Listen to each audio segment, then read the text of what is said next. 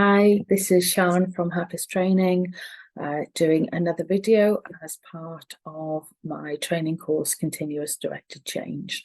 So we are now looking at the section about relationship to self and some of the good principles that help us to improve the quality of our lives and improve our mental health by dealing with, so we've looked at how we deal with our thoughts, and now we're just going to have a little look around our emotional lives.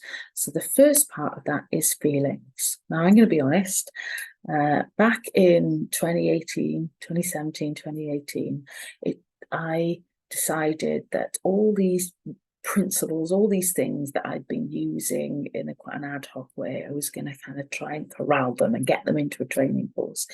And it took me forever, and I wrote it all out. And so in this little bit, I'm actually just going to read what I've written because, well, I am, to actually make use of it, because I've not used it a lot in other ways. I end up sort of just taking the principles. So, right, I'm just gonna read this. So, what are feelings? Feelings can be described as a physiological response felt in the body. Our feelings are a powerful information system designed to help us navigate the world and respond effectively. For various reasons, it can be easy to get into the habit of suppressing our emotions and not consciously being aware of them. Culturally, we can see how some feelings are seen as unacceptable as wrong and wrong. So, for example, being jealous or angry is something that we can easily feel that we shouldn't feel. And especially for men and boys, feeling fragile, scared, or emotional can seem very wrong or dangerous. So we can very easily get into the habit of suppressing those feelings, pushing them out of our conscious awareness, kind of pushing them down. But that doesn't mean that they go away. Unlike thoughts, we can't just change our feelings. We can't simply turn off our emotions. We cannot change our feelings just because we want to, in the way we can change our thoughts. Feelings are experienced in the body. They are a physiological response and can't be avoided. They can, of course, be suppressed or physiologically or just avoided, but that only leads to problems. So we have a tendency to use terms like emotions and feelings, this is just a kind of interesting aside, interchangeably, when there is an actual difference. I don't know if it is just an interesting aside, it's probably quite important actually. Feelings are physiological responses of the body, and emotions are the way in which we describe those responses. So, for example, anxiety and excitement can feel very similar. The same chemical response is being triggered in the body, but our explanation to ourselves of what's happening is very different. So just to go back over that, feelings are the physical responses, and emotions are the way in which we're describing it. So an emotion is how we describe what we're feeling. The negative consequences of suppressing our feelings are well documented and include physical health problems such as heart disease and psychological issues such as addiction and depression. The other downside to not feeling your feelings is that we may not get to choose which feelings we suppress. So by keeping the lid on your negative or unacceptable feelings, it also closes you off to your positive feelings too. So what can we do? Well, it can be easy to think that by feeling our feelings, we'll be tempted to act out. That by being prepared to look at our feelings, we will actually release the beast and become overwhelmed by sadness or anger or whatever. Actually, the opposite is true. It tends to be that when we suppress our emotions, that they leak out and sabotage us. So, for example, if we suppress anger at the way our boss speaks to us, we may find ourselves exploding at a family member for putting their socks in the wrong drawer. All a feeling needs is to be felt. So we just need, the purpose of a feeling is to inform us. So that physiological response needs to meet the conscious mind. That's all that needs to happen in order for it to be effectively and healthily processed. So it's possible to experience extreme anger without actually doing anything.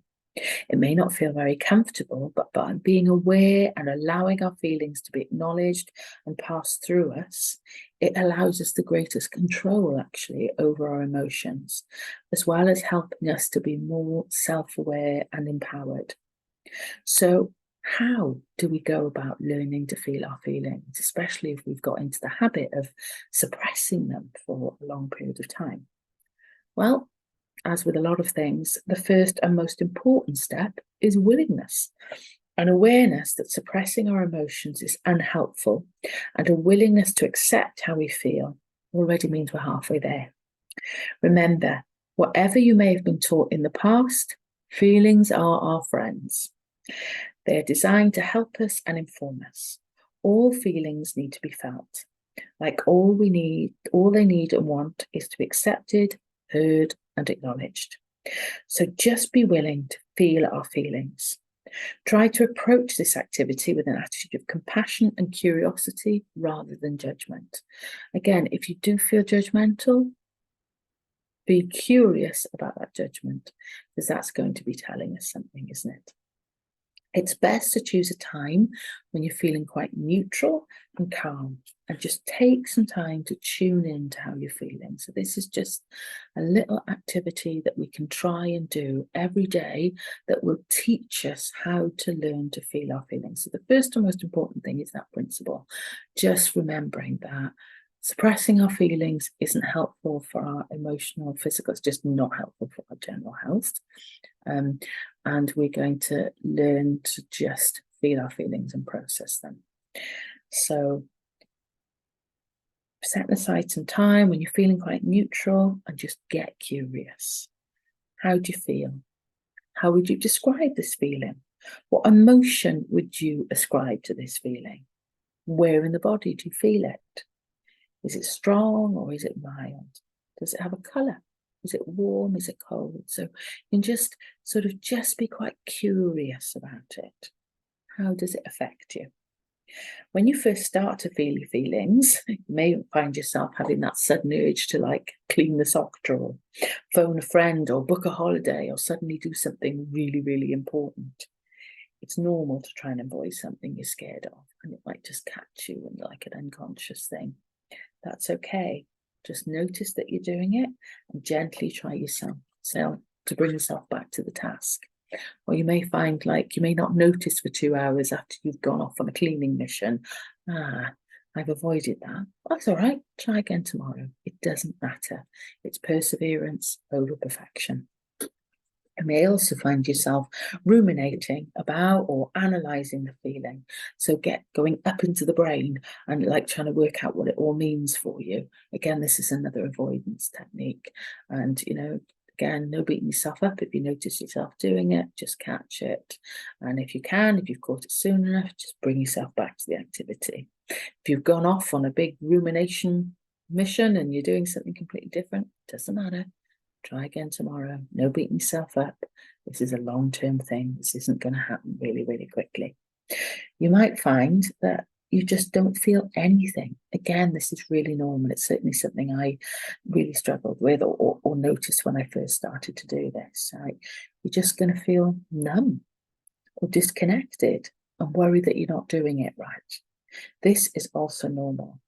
If, like many of us, you're used to suppressing or avoiding your feelings, it can take a while for you to start to sort of tune in to what's going on in your body. And another thing just to be aware of as we're talking about ADHD is that introspection, that awareness of what's going on in the body, is often an area of difficulty. So we're not necessarily going to find it very easy to tune in to anything that's going on in the body. So this practice is really good, even just for noticing that we're hungry, noticing that we need a wee, noticing that we're tired. It isn't very habitual for people with ADHD to be aware of what's happening. So if you've got that double thing going on, that you've perhaps got into the habit of suppressing feelings as well as struggling with introspection, this might take a little while, but it is very, very worthwhile learning how to do it. So don't worry, you can't get it wrong. It's a very simple process, but can take a while to get the hang of. Learning how to feel your feelings is a process, a way of living, not a one-off event. So try not to worry if it takes a while to get the hang of. Persevere and you will feel the benefits. Contrary to what we might think, we do not need to act on our feelings, and feeling them actually gives us more control, not less. However, if you feel very angry, you may find it helpful to punch pillows and swear at a blank wall or try some vigorous exercise just to move through those feelings. You know, if you're all feeling act up and you want to do that, fine. Similarly, if you feel sad, it can just be really cathartic just to go and have a good cry. Crying is a really good release. And you may find, you know, with other emotions, crying is just there to help us release, and we always feel better after a good cry. We might find journaling helpful. This involves just writing out those feelings, just using a stream of consciousness. Don't worry about your spelling or your grammar, what your handwriting's like. Swear if you want to, just let it all just come out onto the paper. You can then decide if you want to keep it, reread it, burn it, jump up and down on it, whatever. Yeah.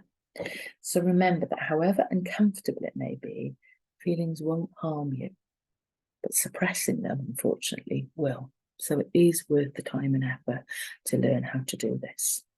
So yeah, that's one of the principles that we look at in terms of improving our general well-being and our emotional health. So I'll leave it there, and thanks very much if you made it this far for listening to me. I just hope it's helpful. Thanks.